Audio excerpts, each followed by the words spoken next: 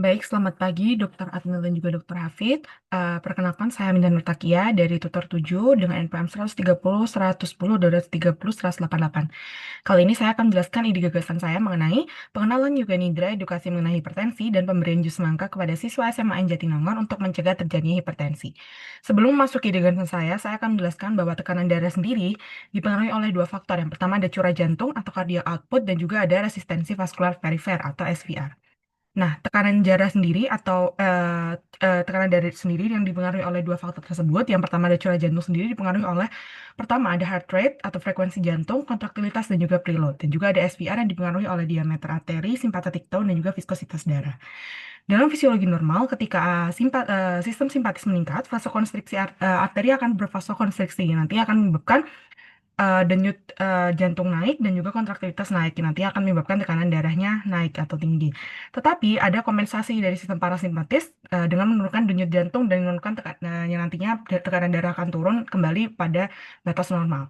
Tetapi pada hipertensi karena beberapa penyebab aktivitas simpatis itu berlebihan. Nanti akan menyebabkan penurunan aliran darah ke ginjal yang memicu ginjal melepaskan renin. Nantinya renin akan mengubah angiotensinogen menjadi angiotensin 1. Dan selanjutnya nanti angiotensin 1 akan diubah menjadi angiotensin 2 oleh ACE atau angiotensin converting enzyme. Nantinya angiotensin 2 akan menimbulkan yang pertama vasokonstriksi yang kuat yang nanti akan meningkatkan SVR, stimulasi aldosteron yang akan menyebabkan retensi natrium dan air yang akan meningkatkan cardiac output dan nantinya yang ketiga juga akan meningkatkan aktivitas simpatis. Nah, karena aerasi yang terlalu aktif nanti akan timbul peningkatan tekanan darah yang tidak terkendali atau tinggi yang nanti akan menyebabkan hipertensi seperti itu. Maka dari itu saya membuat ide gagasan tersebut. Untuk latar belakangnya sendiri yang pertama sekitar 600 juta individu di seluruh dunia mengalami hipertensi yang dilaporkan oleh WHO dan juga ISH.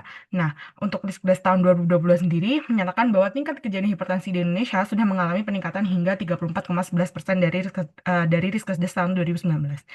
Dari seluruh penduduk Indonesia, 63 juta penduduk telah diperkirakan mengalami hipertensi dengan jumlah kematian akibat kondisi tersebut sekitar 427 ribu penduduk. Nah, usia dewasa muda sendiri memberikan kasus terbesar hingga 34,1% hipertensi diderita oleh individu di atas 18 tahun. Maka dari itu, pencegahan dari hipertensi harus dilakukan pada usia lebih muda agar tidak terjadi penambahan kasus kejadian hipertensi di Indonesia. Untuk rumusan masalahnya sendiri, yang pertama, bagaimana yoga nidra jus semangka dapat mencegah terjadinya hipertensi pada siswa SMA. Yang kedua, bagaimana cara siswa SMA mengetahui tentang bahaya hipertensi jika tidak dicegah dari awal. Untuk tujuannya sendiri, mengenalkan yoga nidra dan jus semangka kepada siswa SMA untuk mencegah terjadinya hipertensi dan juga membuat para siswa SMA paham tentang bahaya hipertensi yang tidak juga dari awal. Untuk manfaat sendiri, yang pertama, edukasi mengenai hipertensi diharapkan dapat membuat siswa SMA paham mengenai bahaya hipertensi dan juga cara mencegahnya melalui yoga nidra. Dan juga pencegahan hipertensi melalui yoga nidra dapat mendorong siswa untuk sadar dan dalam mencegah hipertensi. Dan yang ketiga, pencegahan hipertensi melalui yoga nidra dapat mengurangi angka kejadian hipertensi di Indonesia. Nah, untuk tinjauan pustaka sendiri, yang pertama hipertensi itu sudah dijelaskan tadi. Nah, dia itu ada peningkatan darah pada hipertensi itu disebabkan karena perubahan serta gangguan pada pembuluh darah penderita. Dan juga hipertensi dapat terjadi di berbagai usia, tapi sering terjadi di zaman sekarang itu pada usia dewasa muda karena berbagai faktor. Faktor tersebut dibagi jadi dua, ada faktor yang dapat diubah dan tidak dapat diubah. Untuk faktor yang tidak dapat diubah, yang pertama ada jenis kelamin, usia, dan faktor genetik. Untuk yang bisa diubah ada gaya hidup yang tidak sehat seperti merokok dan lain-lain. Selanjutnya ada yoga nidra. Yoga nidra itu merupakan praktik meditasi terstruktur untuk mencapai relaksasi mendalam dengan tetap menjaga kesadaran. Nah, tekniknya sendiri dibagi menjadi beberapa tahap. Yang pertama ada penetapan niat atau resolve, internalisasi, pembedahan tubuh atau body scan, kesadaran nafas, visualisasi, dan juga afirmasi.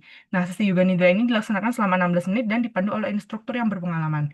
Yoga nidra sendiri dilakukan dengan posisi telentang di ruangan yang remang-remang, menggunakan matras yoga, dan diminta untuk tidak banyak bergerak. Pada penelitian sebelumnya, jika melaksanakan yoga nidra selama 12 minggu, terbukti dapat memberikan penurunan tekanan darah sistolik dan juga diastolik.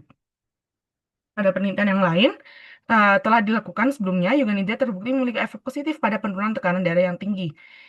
Hasilnya terdapat pada grafik tersebut. Pada diagram tersebut menunjukkan bahwa setelah intervensi terjadi penurunan tekanan darah sistolik dan juga diastolik yang signifikan dengan rata-rata penurunan tekanan sistolik 7,12 mmHg dan juga rata-rata penurunan tekanan diastolik sebesar 6 mmHg.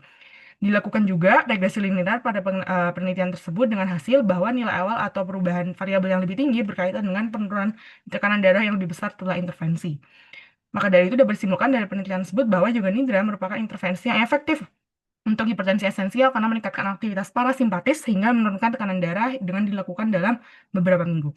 Yoga nidra sangat mudah dilakukan karena murah dan dapat dilakukan di berbagai kalangan. Seperti itu. Nah, selanjutnya ada jus semangka. Semangka sendiri mengandung flavonoid yang dapat menghambat ACE yang berperan dalam pembentukan angiotensin 2.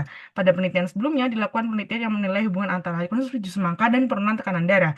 Jus semangka dibuat dengan bahan dasar 300 gram semangka dan 50 ml air yang akan dimasukkan dalam blender untuk dicampur. Nah, hasil penelitian tersebut sebagai berikut, bahwa disimpulkan bahwa ada hubungan yang signifikan antara konsumsi jus semangka dan juga penurunan tekanan darah pada penderita hipertensi. Nah, untuk gambaran mitranya sendiri, yang pertama ada peneliti sebelumnya, untuk menggunakan jurnal sebagai acuan.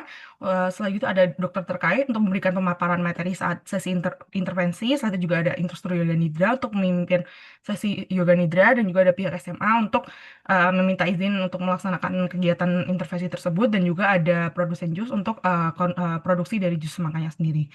Nah, untuk metode pelaksanaan dibagi tiga. Yang pertama ada tahap perencanaan. Yang pertama ada pembuatan susunan acara. Pada tahap ini penulis membuat susunan acara intervensi dari awal hingga akhir. Setelah itu akan dimasukkan ke dalam surat izin juga. Yang kedua ada perizinan tempat intervensi yang nantinya akan meminta izin untuk melakukan intervensi pada pihak SMA. Setelah itu juga ada pencarian narasumber instruktur yoga dan juga produsen jus. Dan yang keempat ada peminjaman dan pembuatan sarana dan prasarana. Pada tahap ini akan dilakukan pencarian barang yang dibutuhkan untuk pelaksanaan intervensi, seperti itu. Dan juga ada komunikasi dengan pihak SMA untuk menentukan ruangan yang akan digunakan saat intervensi, serta menjelaskan rangkaian acara secara runtuh. Setelah itu yang terakhir ada pembuatan materi edukasi, soal pretest, soal post-test, dan form kepuasan. Selanjutnya ada tahap pelaksanaan. Yang pertama ada pembukaan yang akan dibawakan oleh pembawa acara yang dilanjutkan dengan doa dan juga ada yang kedua ada pengerjaan pretest dengan 10 soal yang berisi materi yang akan disampaikan oleh dokter nanti yang akan dikerjakan oleh peserta selama 7 menit. Selanjutnya ada sesi edukasi dan juga sesi tanya jawab. Pada sesi ini dokter akan menyampaikan materi tentang hipertensi, cara mencegahnya melalui yoga nidra dan lain-lain.